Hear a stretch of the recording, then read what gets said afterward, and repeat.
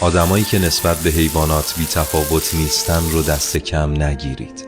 آدمایی که نمیتونن جلوی محبت خودشون رو در برابر این مخلوقات بگیرن ضعیف نیستن.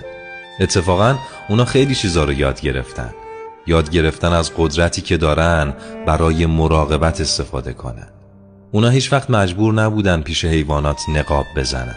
وقتی بفهمی این قشنگای دوست داشتنی روح تو رو، درون تو رو نگاه میکنن و میفهمنت، بدون اینکه زبون تو بدونن یا اینکه به چیزای دیگه فکر کنن، نمیتونی باهاشون بد بشی.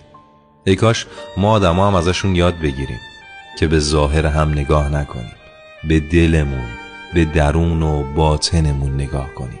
اون وقت هوای همو بیشتر داریم. آره.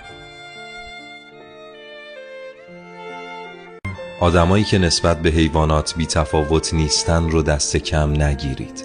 آدمایی که نمیتونن جلوی محبت خودشون رو در برابر این مخلوقات بگیرن ضعیف نیستن. اتفاقاً اونا خیلی چیزا رو یاد گرفتن از قدرتی که دارن برای مراقبت استفاده کنن. اونا هیچ وقت مجبور نبودن پیش حیوانات نقاب بزنن. وقتی بفهمی این قشنگای دوست داشتنی روح تو رو، درون تو رو نگاه میکنن و میفهمنت، بدون اینکه زبون تو بدونن یا اینکه به چیزای دیگه فکر کنن، نمیتونی باهاشون بد بشی.